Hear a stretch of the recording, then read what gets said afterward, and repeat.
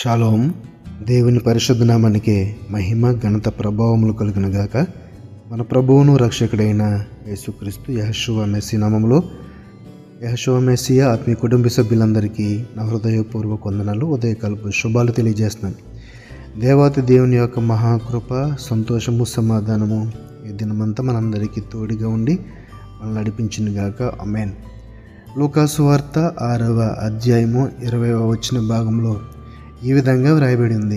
అంతటా ఆయన తన శిష్యుల తట్టు పారజూచి ఇట్లనెను, బేదలైన మీరు ధన్యులు, దేవుని రాజ్యము మీది.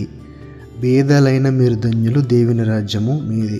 బేదలంటే ఒకవేళ ఆర్థికంగా ఆలోచిస్తే కనుక మరి తినటకు సరైన ఆహారం లేనివాడిని, అయితే నివసించుటకు సరైన గృహం లేనివాడిని, కట్టుకుంటకు సరైన వస్త్రం లేనివాడిని, ఇటువంటి వారిని భేదవాళ్ళు అంటాం కదండి.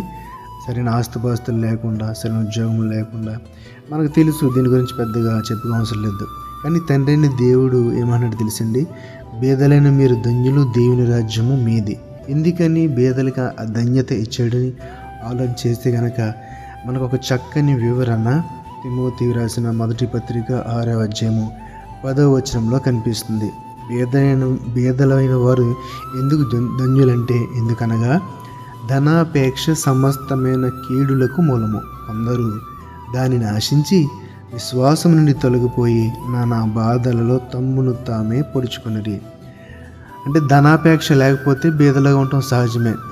తగిన రీతిగా తింటగా ఆహారము, వస్త్రము, గృహము ఉంటాయి. కానీ విపరీతమైన కోరికలు, ఒక భయంకరమైన స్టేటస్ నాశించి సమాజంలో అందరికంటే ఉన్నవాడిగా ఉండాలి, లేకపోతే ఏదో గొప్ప పదవి ఉండాలి, ఇలాగా రకరకాల కోరికలతో మరి అవన్నీ నెరవేరాలంటే ఏం కావాలి? డబ్బు కావాలి. ఆటోమేటిక్గా ధనాపేక్ష అనేది పెరిగిపోతుంది. కాబట్టి ఇక్కడ రాయబడింది అదే.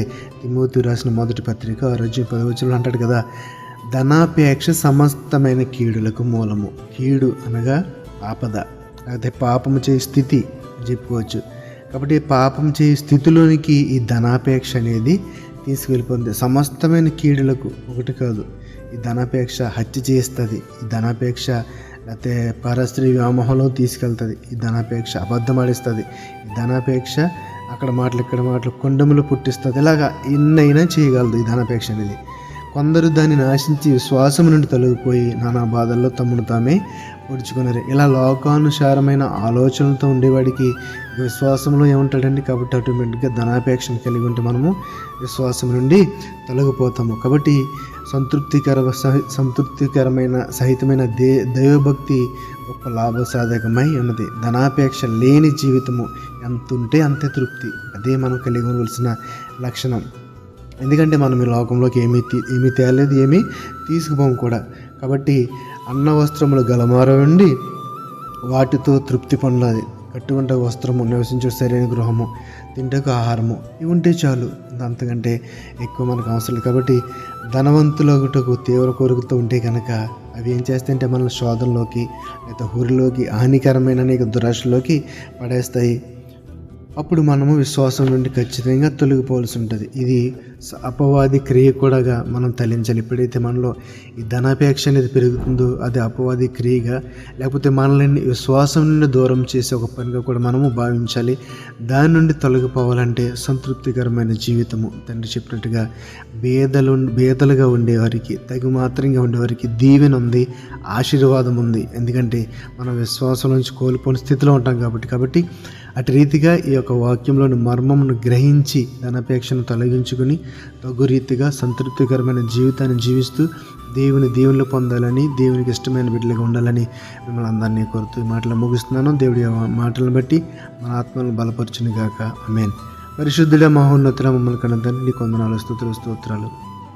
నాయన, బేదలైన మీరు ధన్యులు, పరలోక రాజ్యం మీదని మీరు శిష్యులతో చెప్పిన మాటను బట్టి నేను ఈరోజు మాకు గొప్ప మర్మాన్ని నేర్పించారు. అవును ప్రభువా, ధనాపేక్ష సమస్తమైన కీడులకు మూలమని, ధనాపేక్ష విశ్వాసం నుండి తొలగిస్తుంది. ధనాపేక్షను కలిగి ఉంటే అనేక రకమైన పాపములకు, అనేక రకమైన ఇరుకు ఇబ్బందులకు లోనవుతామని ఈరోజు మాకు తెలియజెప్పారు తండ్రి. నేను ఈ యొక్క మాటలను మేము మా మధ్యలో ముద్రించుకొని నేను వాక్యానుసారమైన జీవితాన్ని జీవిస్తూ తండ్రి ప్రభు తగు మాత్రమైన తృప్తికరమైన జీవితాన్ని జీవిస్తూ నీ అందు భక్తులు కలిగించి కోరుకుని దయచేయమని నజరేయుడైన యెహోషువ మెస్సీ నామములో ప్రార్థన అడిగి వేడుకొనిచున్నాము తండ్రి. ఆమేన్. షాలోమ్ అండి అందరికీ.